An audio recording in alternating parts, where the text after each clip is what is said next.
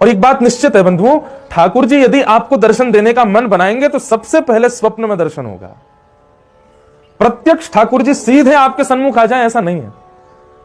3 सीढ़ियां हैं। सबसे पहली सीढ़ी है स्वप्न में ठाकुर जी का अनुभव होगा। या तो ठाकुर जी दिखेंगे, या ठाकुर जी का धाम दिखेगा, या ठाकुर जी का चिंतन और ठाकुर जी की उपासना, ठाकुर जी की रसलीला गाने वाले वैष्णव दिखेंगे, और या फिर स्वप्न में ठाकुर जी की अनुभूति होगी। तो ये प्रथम सीढ़ी है। ठाकुर जी यदि मिलने का मन बनाएंगे सबसे पहले स्वप्न में आएंगे। ठाकुर जी यदि मिलने का मन बनाएंगे तो दूसरी स्थिति क्या होगी? अनुभूति। जैसे अभी हवा स्पर्श कर रही है हमारे तन को, ऐसे कहीं ना कहीं ऐसी अनुभूति होगी कि ठाकुर जी हैं। फिर इत्र की सुगंधी आने पर यह नहीं लगेगा कि कोई फ्रेग्रेंस की दुकान पास में, यह लगेगा कि श्याम सुंदर तो नहीं घूम रहे हैं।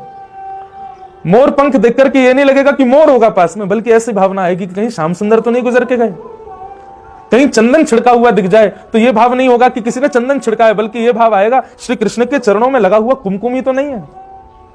जैसे कई बार आप बादल देखते हैं तो बादलों में आकृति दिखाई देती है, ऐसे अनुभव होंगे उसको बादलों में आकृति भी ऐसी दिखेगी कि ये तो श्याम सुंदर है।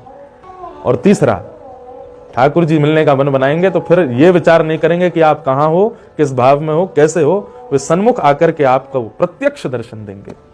स्वप्न दर्शन, अनुभूति दर्शन और प्रत्यक्ष दर्शन, ये 3 विधा है।